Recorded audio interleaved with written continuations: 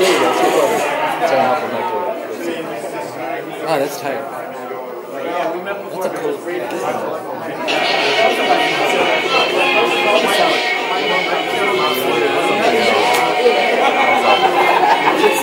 This is one man we have.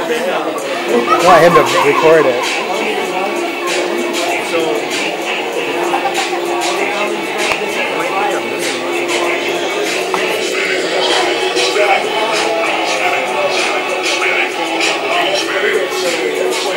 All right, we're gonna roll. That's the meeting. Everybody ready to roll?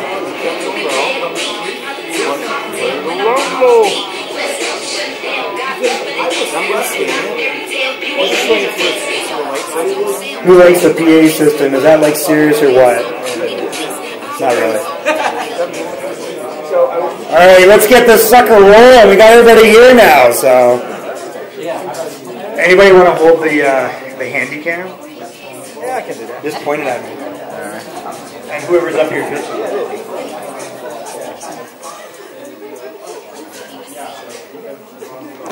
All right, I'm excited to be able to open up the first ever Founders Live New York City. So Founders Live, if you probably talked to me, you're a very selective group here, but eventually I think this is going to be hundreds of people because that's what's happened in other cities. So Founders Live started in Seattle, and it started probably with about a group this size, and now they're getting about a couple hundred people an event. And the concept of it is obviously a fun networking event where you can talk to other founders or people that are in the startup space in the local community.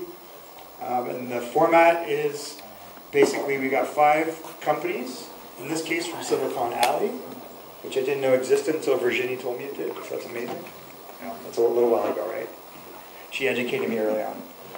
Because I knew it existed somewhere, and it's apparently here. So we have 5 companies that are going to pitch. Each of them gets 99 seconds. I didn't bring like a foghorn or anything to blow them off, so they're going to have to be disciplined, and we'll just say, done. And then they get 4 minutes Q&A if you want, so you can ask them questions. Has everybody gone to founderslive.com on your mobile phone? So if you haven't, go to founderslive.com. There's a poll there. And the poll, I will show you if I can find it. It's in many browsers. The poll has, I'm sorry, you can't probably read this, but it has the name of each of the companies that are pitching. So what I want you guys to do is to vote who you think has the best pitch at the end. And then all the companies that are pitching tonight, this is sponsored by a few companies. Let me show you who. So again, go to Founders Live. You can also go to founderslive.com/text-me.app or _app. That's where the poll is. Pick a winner. The sponsors, Amazon Web Services sponsors all of the Founders Live events, and each of the presenters gets $5,000 in AWS credits. Reply.io is a really fast-growing email marketing tool that allows companies to create basically nurture or cold email sequences. They're probably the most tolerant company of cold email sequences, by the way. Probably why they've grown. And the winners, the first place team or the first place company that's pitching gets a year of Reply.io for free. Second place gets 6 months, and then the other presenters all get 3 months. Cloud Advisory, which is actually my company, we're a Salesforce partner. So if you're a company that is looking for help with, some of you are really good at marketing automation, we can help with setting that up technically, but also integrating that to CRM, which is really around sales, right? So it's like you're generating leads, you're generating interest, and you want to be able to convert that to sales, or you want to make sure you're supporting your customers. We help companies with the technology underlying all that stuff, or to build digital products, so if you need development. And then Automate and Grow is a book that I wrote, and it's also a podcast. So I'm hoping that I think one of the pitch companies, which is SoHo Places, I always get that wrong. SoHo Places with Virginie was on the podcast. So the other 4, I'm hoping will all be guests at some point. If you haven't checked out the podcast, it's automategrow.biz/podcast, or just, anybody here use Alexa out of curiosity? We've got one person. Nobody uses Amazon Echo? Jeez. I'm around there. All right, so companies pitching, and we're going to go in this order. We have DownToDash. We've got FlumeHealth, CariClub, SoHo Places, and then Spin Analytics. So, you ready to rock? Okay, wait, and you gave me a presentation, right? Let me see. And it's all in PDF? So, do you want to just scroll, you know how the Mac machine works? Anybody want to time it? I guess that's my job. Hold on. Are we going to be super generous with time, or are we just going to be on the... Anybody here a stickler for... My wife's probably already all over this, but... Let's see. Oh my God, where's my thing?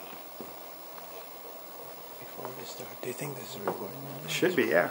I don't see it. Yep, that's all right. Okay, cool. You're probably recording. Okay. Let's find out. Yep, you're recording. See a little red light in the top? Okay, cool. Because Cool. I don't see anything. All right. Not to put any pressure on you or anything. Reset.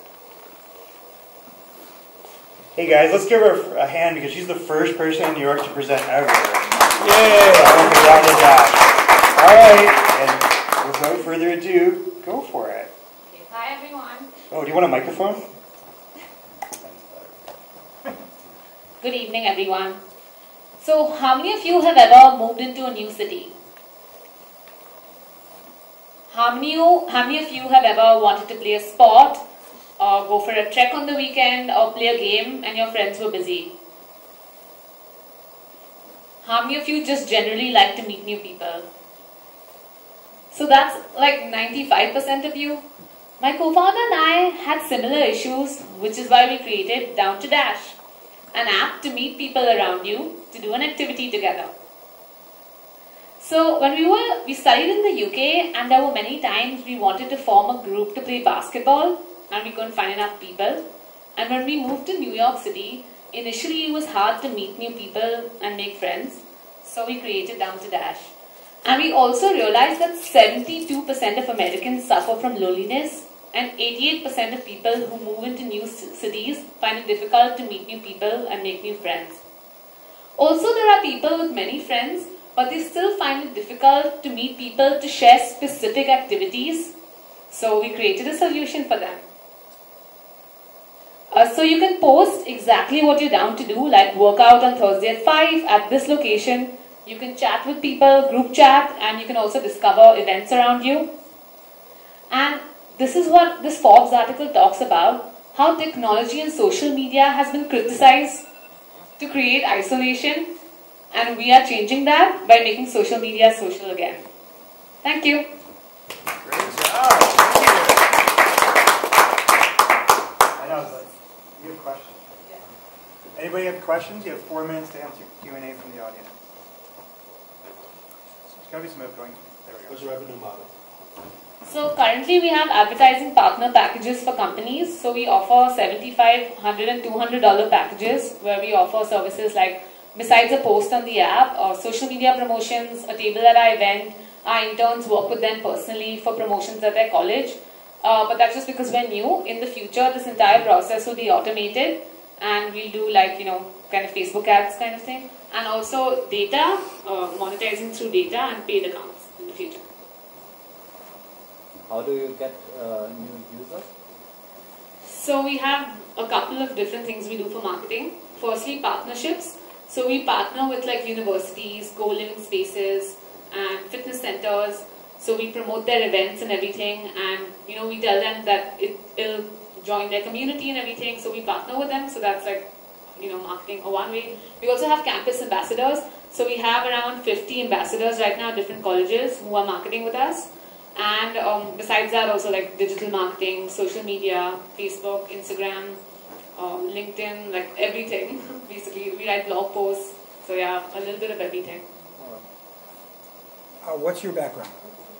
So me, I studied business management in India, and then I studied in the UK. I did my master's there. I got a full scholarship to go to Warwick Business School, and I studied marketing there. And I just graduated in 2015. So I worked in a marketing agency for 6 months, and yeah, then I quit my job. Great. How many members do you have today? So we have about 10,000 plus downloads on the app. Yeah. We launched in October 2017. How do you differentiate to a company like Meetup? So Meetup is primarily in groups. Ours is more informal, so it's like individuals and groups. As opposed to event-based? Is that yours is event-based? Ours is, so meetup is like groups only. So you go for like, an event. But ours is individuals and groups. So for example, if I just want to find one person, so I'm saying I want to go shopping on Sunday. Or if I say I'm a vegan, I'm looking to meet with other vegans. So I can just post anything about like, say, playing tennis on Thursday at 5. So I can find one person or 3 people. So it's kind of like, so and we have it by age on the back end. We also have blocked these words on the back end. So we're trying to keep it as like millennial friendly and fun. And like only like a really, like an activity buddy app, that's all. Cool. What's the usage rate and what's the location of majority of people who, out of the 10,000 people, how often are they using it and where are they located? So on an average, our active users, when they open the app, they keep the app they're on it for 6 minutes. So our retention rates have been pretty good right now. People are like around 10% are dropping off, but we've actually paid a lot of attention to talking to users and we've revamped the app. So actually 2 weeks from now, we have the new version coming out. And you said location, so New York City, Philadelphia, LA, and I'm originally from India, so India too.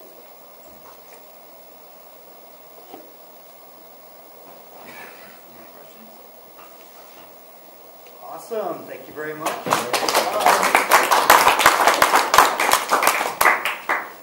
Let's see. Keep getting faked out with this microphone. All right. Is it Cedric or Cedric? Cedric. It's not. Is it Cedric the Entertainer? No. See what? I don't even know. FlumeHealth, Cedric. Can you get your timer rolling? Okay, you ready to roll? Yep. All right, let's do it. So I'm willing to bet that everyone thinks that the cheapest way to buy healthcare is through their insurance. Am I right? Just going to the doctor and paying through your insurance? What if I told you that was wrong? Actually, if you go to a doctor today and you tell them that you're going to pay in cash up front in full at the time of the procedure, they'll discount the service around 50%. And you'll actually know the price before you walk in. So that means your $1,200 MRI is like $600. So what we're doing with FlumeHealth is we're making that a legitimate payment option for the people who pay most in healthcare. And those are large self-insured employers who last year spent over $1 trillion on healthcare services. So we are a payment pipeline that enables these employers to actually buy services up front. We take a small percent fee, just like Visa or MasterCard, and by taking out all of the overhead work, we're basically bypassing a lot of middlemen that are completely unnecessary here. Our biggest milestone to date is that we've finished due diligence and become an approved vendor with one of New York's largest insurance agencies. This opens up our immediate opportunity to around 500,000 individuals in New York, where we're launching with 2 medical specialties. We just recently got accepted to ERA. We're in the current class up on 48th and Madison, and we're really looking to make a dent in the cost of healthcare in the U.S. So, looking at questions. You have like 3 seconds left. That's amazing. I don't know if you get points for that, though. Questions from the audience? I know it's technical. Yes. Who's your main target? Large companies, and we're specifically targeting 500 to 1,000 employee companies. They're right in that sweet spot of they're self-insured, meaning that they actually turn into an insurance company themselves, so they actually direct the flow of money for claims. But they're not too big where they're in multiple states and it's a whole administrative process. So that's our sweet spot right now. What stage are you guys at? So we're pre-revenue. We invested a lot of time and money on selling this sales channel, becoming that approved vendor. We launched about 6 months ago, and so doing that approved vendor process took the better part of the 6 months, as well as building the basic product as well.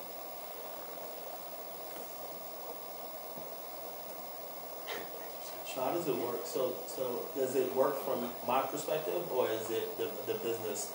Does the business do majority of the cutting the check? Because I know the average person is not spending upfront for their health insurance. That's a great question. So how does that work? So what happened is when you actually go to the doctor and you're referred to another practice, whether it's for an MRI, for example, the doctor says you got to get your shoulder checked out. there's actually a pre-certification request made. That means the doctor, your health plan has to approve that procedure. What we do is we know that pre-certification happens, and we'll actually call you directly. We have a concierge team that will call you directly. They're all trained nurses, and they say, hey, you can go wherever you want. You have a PPO plan. You can do whatever you want. But if you choose one of these 5 curated providers that have been screened for quality and price, your employer will actually waive your copay. And we'll book the appointment for you, and it'll be less expensive overall. So there's an incentive structure built in to make your experience easier. You'll know whatever price there could be, and your employer is actually going to be saving money, and you're going to ultimately hire quality provider.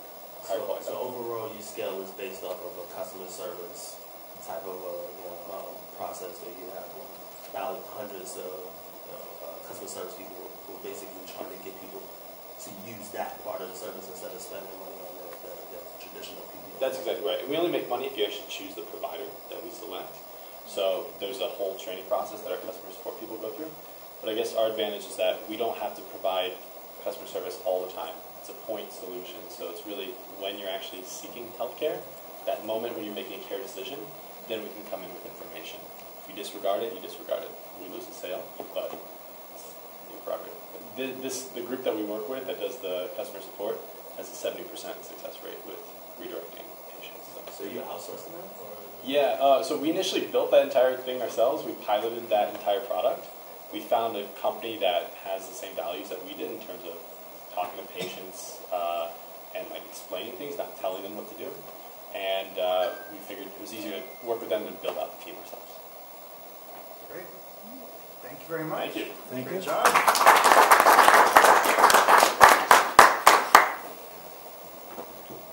I wish I could moonwalk, because I would just moonwalk right back there.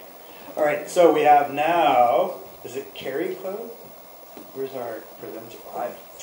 And he raised here after a client appointment, right? Thank you for coming. We do, yeah. Oh, we have spin. I don't know if we get something on this. Oh, really? There you are. Check it out. Oh, you're asking me to do something. Full screen. No, that's Command F. What is Command F? Did not work.